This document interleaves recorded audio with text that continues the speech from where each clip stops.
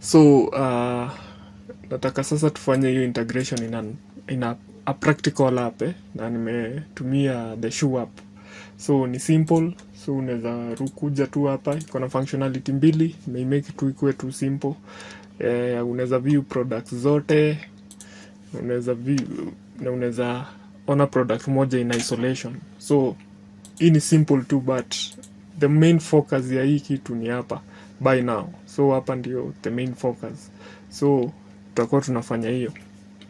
Then nikikam kwa hii code yangu, nitaacha link ya repository yangu mali sasa hii application yenye nimekushow mali iko in full. So unaweza clone then download dependencies, ndio unaweza, if unataka kucode along unaweza do hivyo, but if uko fiti na kufuata tu hivyo pia ina noma. So kenye nimefanya, in case uta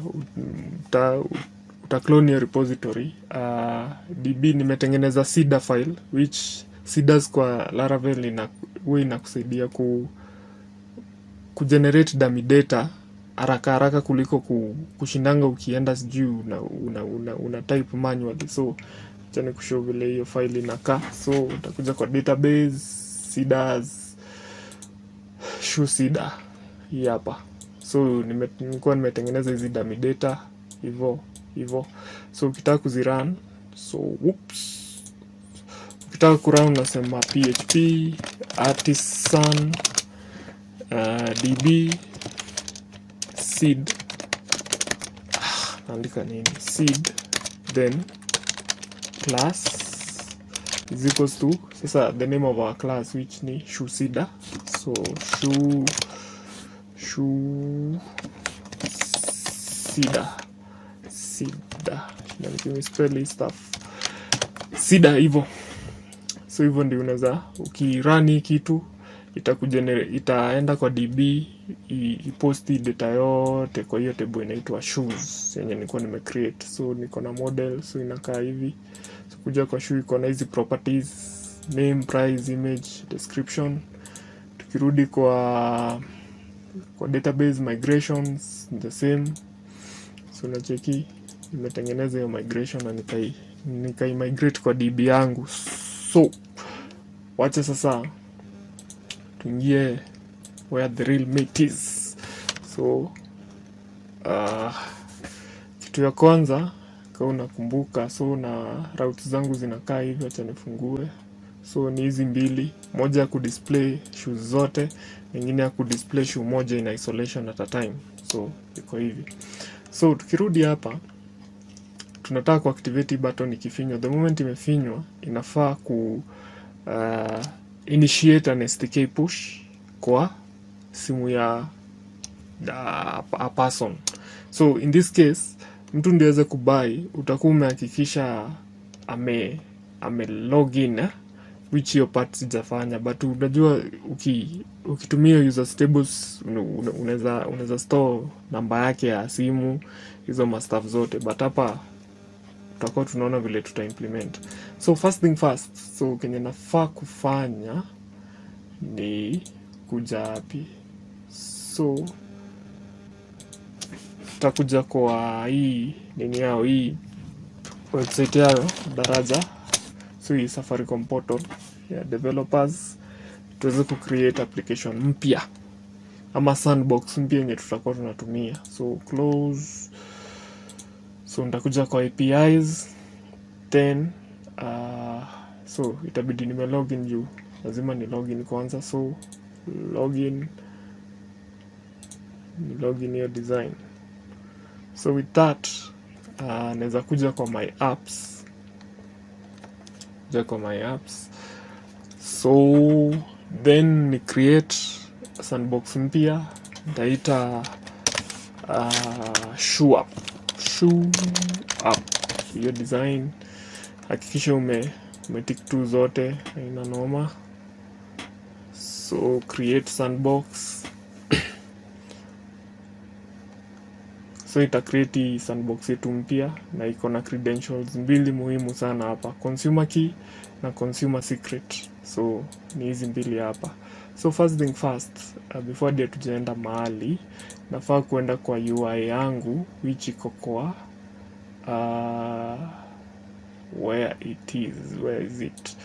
Kwa views, yes, iko kwa show. So hii ndio HTML yangu inakaa. So ni hii button tuna activate na hii form, tutakuwa tunatumia hii form. So hapa nitaipatia method ya method post hivyo. Jukumbuke kuna kitu tutakuwa tunatumia Safaricom inatuletea ina initiate the SDK push, ndio maana nasema ni post, but tunaweza tumia get, but me prefer kutumia post. Then hapa lazima to protect ourselves from cross site forgery, ukitumia hiyo token hapo ndio hiyo kitu isinilete 419 error code. So hapa ndio tutakuwa hii button ikifinywa ndio inafaa kuinitiate the SDK push. Nita change type from button to submit, your design. So which ita submit wapi, iko wapi hiyo form ni hapa. So method post, then kuna koga na hii property ingine inaitwa nasahau hii property inaitwa action. Action nimekawia hizi area. So action itakuwa inaenda wapi? So tutatengeneza route yake ya mali inafaa kuenda. So turudi kwa routes web, nikuja hapa, nikuja niseme route posts. So hapa naweza sema /payment your design, then hapa nitapass in closure yangu function, nitapass in the request object kama parameter, argument request, then hivyo nipiga semicolon hapa.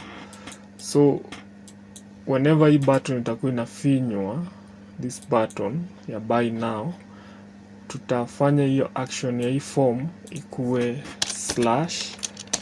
/payments, just like that. So hapa ndio tutaandika logic yetu. Now kumbuka, the first thing before to initiate SDK push, tunahitaji an access token which tunafaa ku request from Safaricom. Then tukiget your access token, tunafaa kuituma kwa Safaricom, ndio Safaricom authenticate our request, iweze kutuma the SDK push to our client.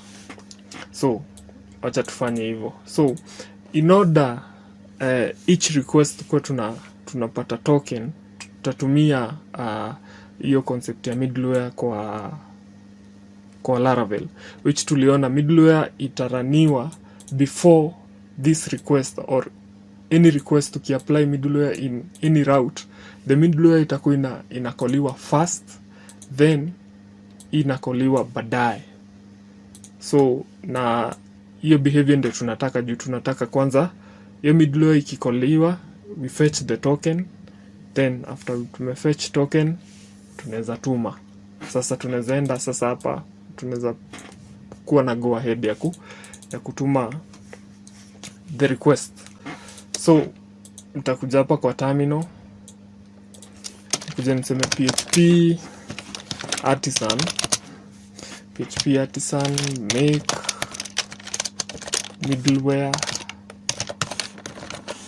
na nitaita get token hivyo. So itakuja hapa, ita create a new folder kwa http inaitwa middleware, na ni hii get token. So hii ndio itakuwa inaraniwa before our request.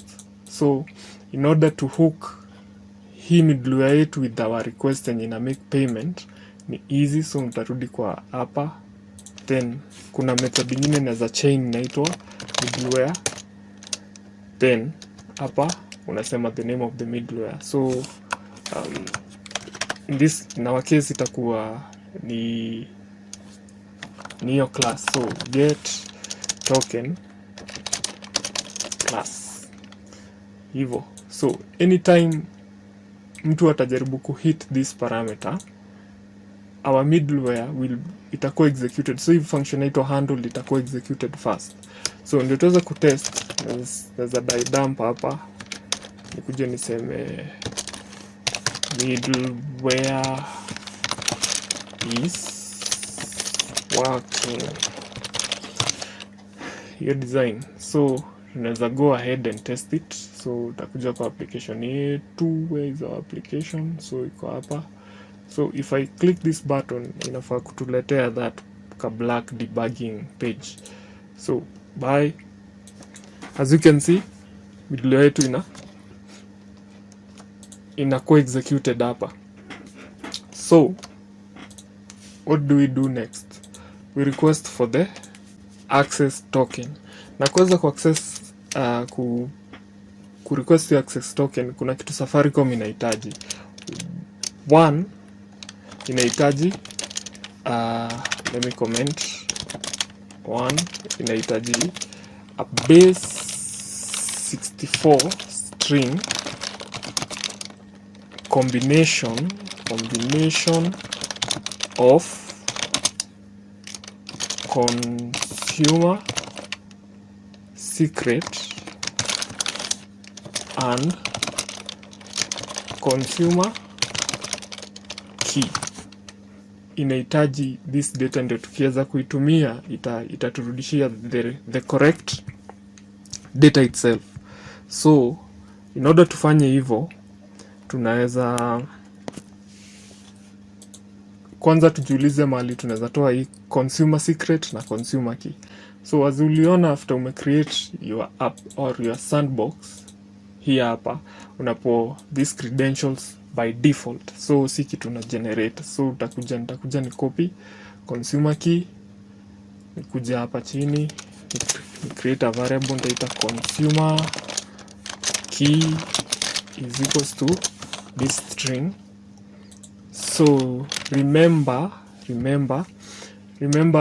if hiyo application yako inaenda in production, hakikisha umestore consumer key inside your environment variables, juu the moment umeistore hapa na nikitu inaenda production na the code iko deployed GitHub, so your system may be compromised by exposing keys kama hizi sensitive in your source code.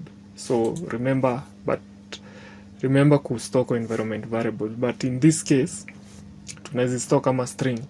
So lazima tuende the unsafe way. Haya, so another key ama data tunahitaji ni consumer secret, your design. Then it's also a string, so nitakuja hapa copy it, weka hapa. Now another step 2, sasa tuko na the both consumer key na consumer secret, consumer key na consumer secret. So the other step ni ku convert these two into a base 64 string, and very easy. So unafanya tu hivi, kuna hiyo function inaitwa base 64 kwa PHP, but acha nikushow. So hapa tunaweza napenda kuita auth key. So unaweza iname venye unataka. So auth key is equals to base 64 base 64 encode. Remember it's a combination of consumer key, then concatenate kitumia kwa dot, then a string. So lazima ikuwe na hii full colon hapa, hii hapa. Then after that concatenate again with the consumer secret, your design. So with this itaturudishia base 64 encoded string, which tutaituma kama request kwa the Safaricom API. So in order to check if ime generate that string, so naweza die dump. So nitumie auth key hivyo tuone if it has generated anything. So tarudi hapa, refresh, hit it again, utaona this string imekuwa generated. So this string ndio tutatuma to the Safaricom API. So let's go ahead and do that. So utakamu hapa kwa daraja, then kuja kwa APIs, then hapa kwa authorization, na kuja hapa kwa authorization hivyo, then hii ndio tunatuma kule, hii ndio tutakuwa tunatumia hii URL kutuma the credentials. So go ahead and copy. So after umecopy, kuja hapa. So in order to make a request to that external ama third party API, unafaa kutumia client fetching libraries. So in short, kama umefanya JavaScript utapata kuna fetch API, Axios, every language inakuwa na the own implementation of that. So in Laravel iko na HTTP client, so HTTP, so unaweza tumia hii that one over here. So hope ime import vizuri. So HTTP no HTTP, let us see, get, yeah, this one over here. So unakisha ni hii hapa chini. So this facade one hapa. So HTTP again, lazima tuitume na kitu inaitangwa headers. So with headers itakuwa ni information yenye tunaiweka mahali whereby Safaricom inaweza ichukua, ifungue, ichukue what it requires, then I go ahead with the process, or the process ya kutuma ama kuturudishia the access token. So if nikirudi hapa kwa nini yao, wanasema wana expect hizi headers zinakaa hivi. So lazima ikuwe na key inaitwa authorization, and lazima ikuwe basic, then followed by the base64 string yenye imekuwa generated. So with hapa tunaweza tumia HTTP, tuseme HTTP with headers like that. So unaweza ipatia those array literals to define an associative array. So inahitaji authorization, then na hiyo authorization ni basic. So tukirudi hapo utaona ni basic, then a space. So kumbuka hii space ni very crucial. So space followed by, so nita concatenate, seme dot, then key hivyo. So easy. So hapa tumeset hizi headers, but kumbuka tukirudi hapa inataka tutume a get request. So in order to send a get request, naweza chain hiyo method inaitwa get. So get, kumbuka kuna methods mingi, get, post, put, patch, kulingana na your own needs. So hapa ndio nitaweka the URL. So this data itakuwa inatumwa to this URL, na this URL ni hii tumeona hapa. So you go ahead and copy, then you paste hapa to the get request. So with that itaturudishia something that we call a response. So the response itakuwa ina contain data mbili initially, the access token yenye tunataka na the time yenye the token will be valid, ama the time the token ita expire. So in order to check your response, so una assign variable, then hapa kwa dump tunaweza print tuone. So response like that, then nikikuja hapa wapi hapo, so nirudi nyuma, refresh, buy now. So response imerudi. So as you can see ni okay, kumaanisha imeenda. So status code ni 200, so that means hiyo kitu imeishia.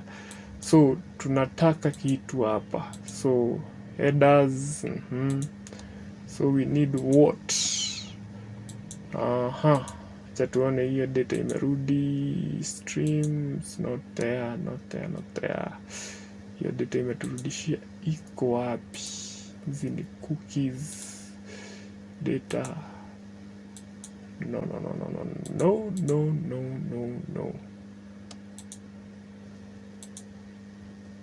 So let me refresh it again. Continue.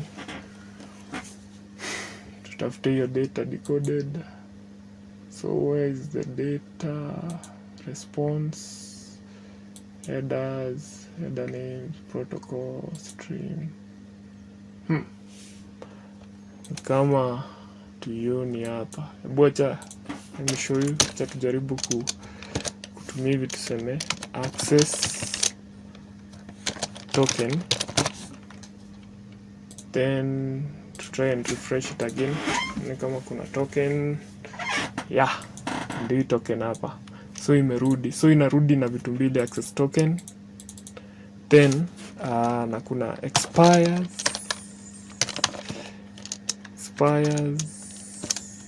in, think so if I'm not wrong. So expires in, yeah, naona expires in 1 hour. So hizi ni 3600 milliseconds, which ni 1 hour. So hiyo token iko valid for 1 hour.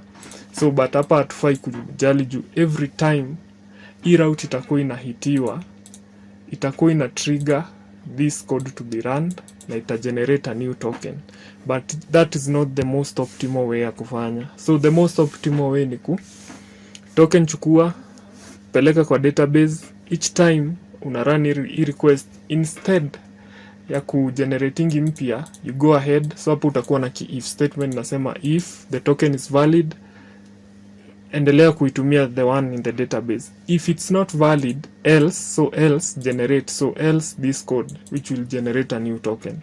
So that's the most optimal way, but an optimal way which ndio tunafanya ni each time hii route itakuwa inahitiwa, hii middleware itaitwa na ita trigger this process again, which ita result kutuletea another new fresh token.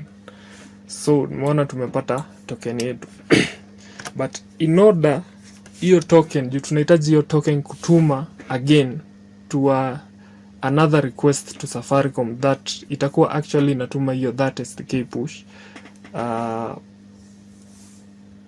Uko tunafaa kuwa na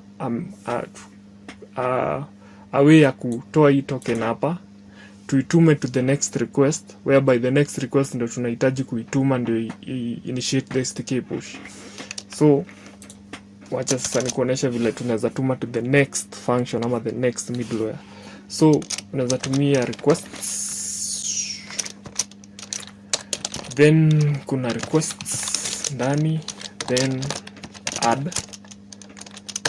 So you can add, so na ina expect an associative array. So one unaweza sema token, then what is the value of the token, the response access token, yeah, hivyo. So hapa nimekosea, inafaa kuwa arrow. So hivi, so itachukua the token which is returned from here, then ipass in to the next. So ita write this data to the global request variable, which hiyo the global request variable inatumika in this, hizi route zote zitakuwa na access hiyo data tumewrite kwa request. So initially ni data tuna write to the global request object, but kumbuka that's another risk pia. If a hacker was to hack your website na put this sensitive data to the global request variable which inakuanga public, unaweza kuwa compromised. But for demonstration purposes ujue hii itawak tu. So unaipeleka hivi. So ukitaka ikuwe safe ni after umeitumia, after you have used hii stuff, unaweza delete from the request object. But hiyo historia siku nyingine. Haya, again after tumetuma, so hiyo token tumeituma to the next function, and then tunaita the next closure yani. So which inamaanisha with this function, so we are calling this one over here. Now tukamu hapa, so tukitaka tu kutest tu tuone if tuko na kama hiyo token imepelekwa imesetiwa hapo, naweza daidump hapa pia. Nikuje niseme requests,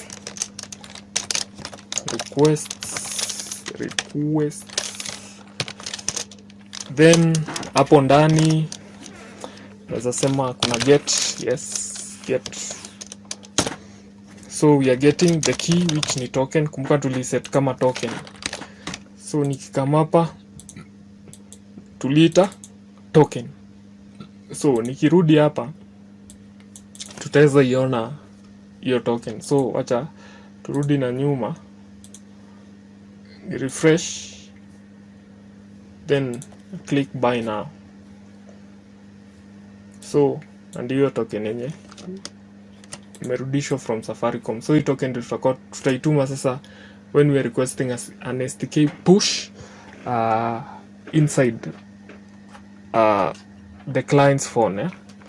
So yeah, see, so let me connect my phone ndio niweze kuproject kwa screen so that you can see the push coming. So yeah, hivyo.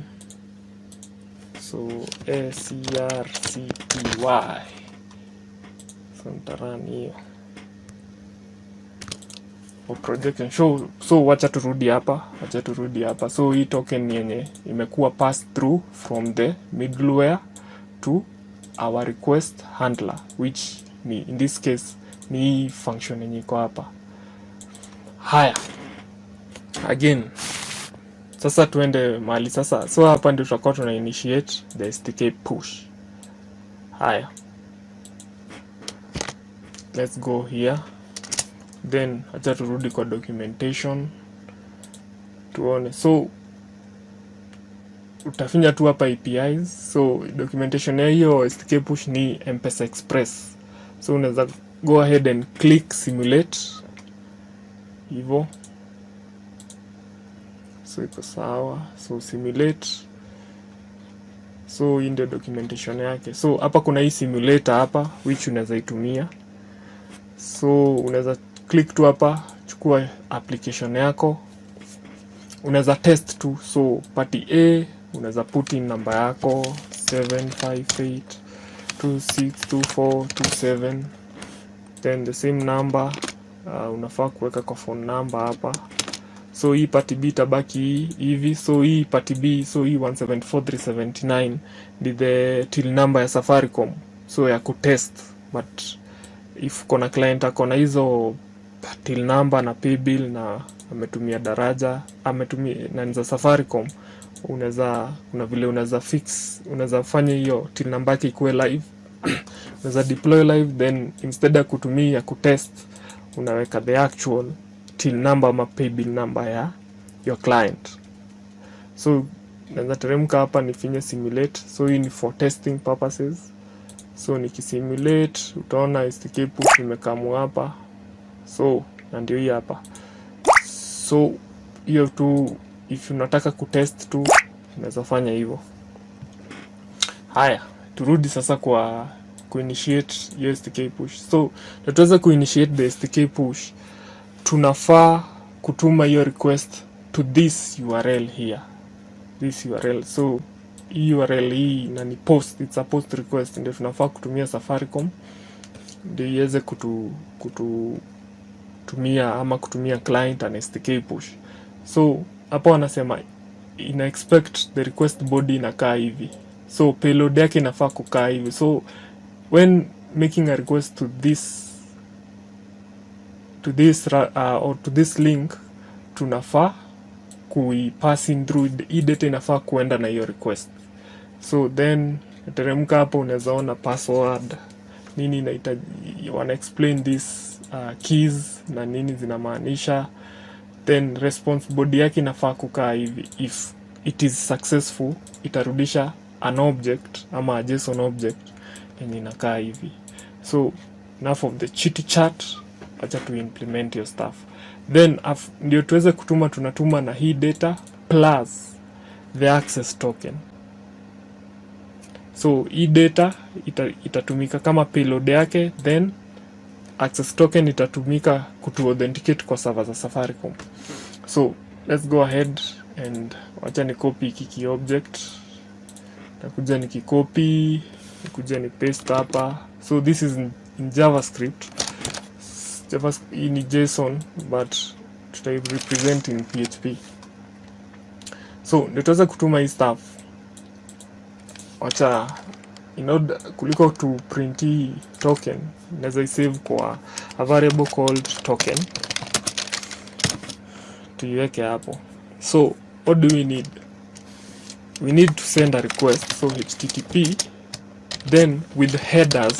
So this tunahitaji headers, but niliona hapa kuna mali wameindicate nafaa kutumia mali tu vile tunaweza tuma hiyo token, but najua ni naweza tumia tu with headers.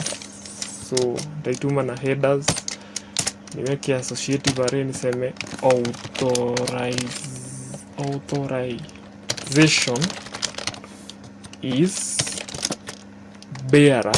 Size basic ni bearer, then space concatenate it with our token. Our token. Hiyo design,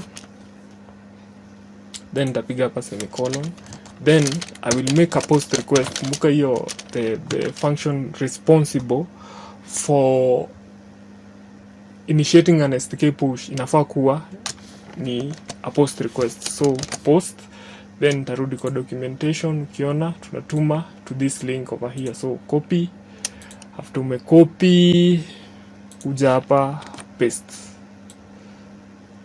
hiyo design then tunafaa kutuma data alongside this request. So na kutuma data tu na utafinya tu, utaweka comma, then utaweka another associative array hapa, so which itakuwa ina contain hizi vitu zote. So one thing inahitaji business shortcode. So I can copy, nitakuja ni copy yote, kuja ni copy paste. So in short, sasa hapa nitaweka hizo arrows to indicate is an associative array hivyo. So hapa in this case, kama uko na team number unaweka team number yako, but in ya testing purposes. Then password, kuja kwa password hivyo. Now password sasa hapa tukirudi kwa documentation utapata wanasema password inafaa kukuwa a base64 encoded string of shortcode, passkey, timestamp. So tunahitaji ndio tuweze kugenerate password, it's a combination of these three things over here. So naweza go ahead na ku create variables hizo vitu tatu ndio tuweze kustore your data.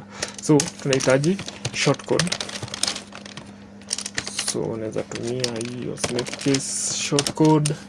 So shortcode ni the same na ni hii hapa business shortcode. So naweza kuja ni copy paste, then tunahitaji kitu inaitwa passkey. Passkey. The design cha hivi passkey is equals to, so hii passkey tutaipata wapi? So ni hizi. So unarudi hapo kwa simulator, just click on your application ama sandbox yenye ume create, kuja hapa chini, kuja hapa kwa test credentials, click it, then utaona hapa chini passkey copy it, then kuja uweke hapo. Then the last one tunahitaji time stamp hivyo, na hii time stamp yao inafaa kukua in this format as unaona. So year, month, date, hour, minute, seconds. So ndio tuweze kuimplement hapa. So kuna hii library fulani ama class fulani inaitwa carbon, unaweza tumia now. So hope ime generate. So carbon hope ime import bado carbon, yeah, this one over here. Then unaita hii function inaitwa now, hii static function inaitwa now, then unaweza ita format. Sasa ndio tuweze kuiformat in a way yenye imekuwa specified hapa. So year, month, date, minute and seconds. So ndio tuweze kufanya hivyo, tunahitaji kupass in hiyo string hapa kwa format hapa hivi, na ndio uweze kupass hiyo string utaandika hiyo format hivi. So y, capital Y, small m, then d. So m ni for month, ey ni year, month, date ama day, then h, capital H for hour, I for the minutes and s for the milliseconds. Hivyo. So itaturudishia timestamp. Then hapa sasa ndio tutagenerate our own password. So the password that is required, so password yenye tumeambiwa inafaa kuwa a base 64 string, base 64 encode. Hii hapa base 64 encode, inafaa kuwa combination of the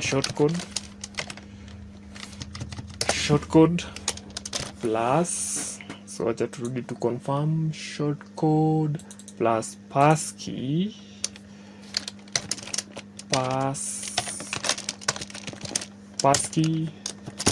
and again plus timestamp. So hivyo, so itaturudishia a base 64 encoded string ya these details over here. Then kwa password tunaweza pass in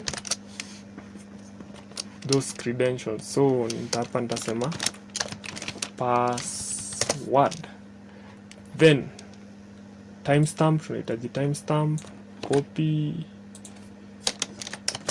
timestamp, unaweza toa this hard-coded string weke the timestamp yenye imekuwa generated like that hivyo. Then tunarudi tunahitaji transaction type, so hii unaweza iacha hivi, unaweka hivi. So hii unaweza iacha kuwe customer pay bill, yeah. I think kuna options zingine kama za till number, sija explore sana huko. Then kuna amount, copy. Amount ni 1 bob default, hii ni hard coded bob hapa, but kumbuka tukirudi hapa kwa site yetu, so this site of ours hiki tunatoka 120, so lazima uchukue hii value uweze kuipass in kwa hiyo form yako, then uiweke as the amount. So it's easy. So unaweza kuja kama wapi, naweza create input iko invisible na itakuwa na hiyo data, then tukituma tunatuma na hiyo amount. So acha nikushow input, so type text, then value tutasema ni shoe price like that.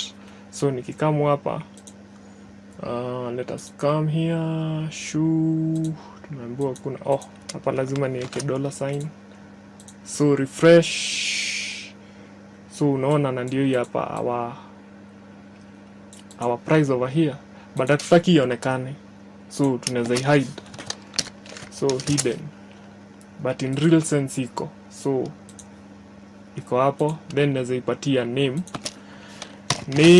of price hivyo, so naweza ipatia hivyo price. Ndio tukikuja hapa kwa hii request handler yetu ya post, tunaweza access your stuff, na tunaweza access aje. So hapa naweza kuja hapa juu, before anything niseme price is equals to, sikana kumbuka requests, then body There is nothing like that. So request.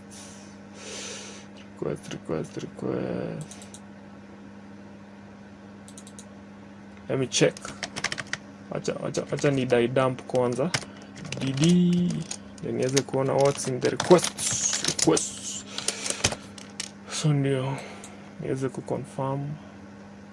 So refresh. Buy now. So there is request, parameters, token. I think kuna nini inaitwa body, if I'm not wrong. Body. Yes, acha tucheki. Okay. Continue. Hakuna. So nimesahau kuget requests kwa nini request body Laravel. Let us Google. Nilisahau. So you can do what? Stack Overflow, what do you got for me? No, hiyo ni version ya kitambo. Tuone the docs wanasema aje. So kuna input. There was another function. Tuone path. There was a body function unless walitoa IP, IPS. Let me check. Requests name dot input. So unaweza tumia input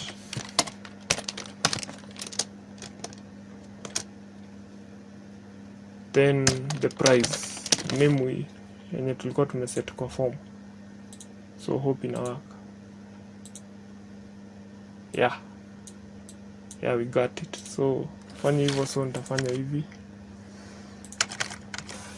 and I name price is equals to that one over there. So doing that, tuko na price. So instead ya kuweka 1 naweza tumia price. Yeah, naweza tumia price. Then takuja hapa, I copy the rest of it.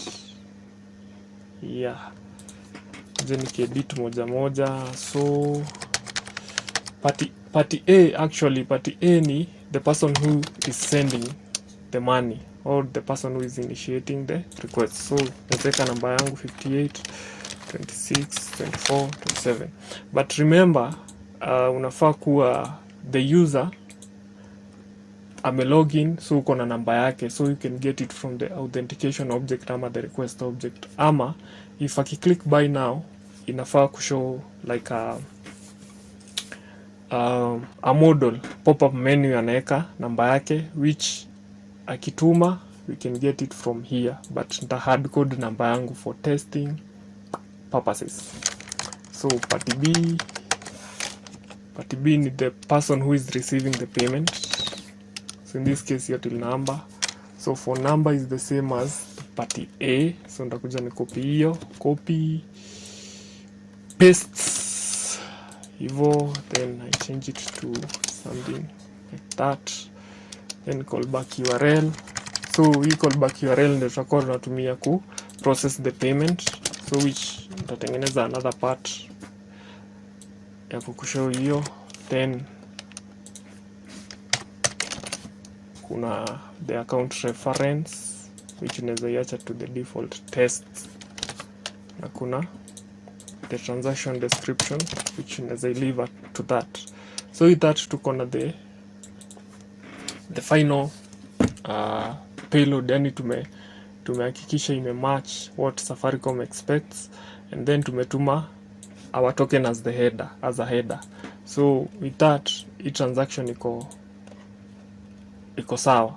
So naweza go ahead and just save, niseme ni response, nitarudisha response is equals to that, then naweza jaribu ku dd dump the response, tuone the body ya response itakuwa aje, like that. So let me show you, acha ni project screen,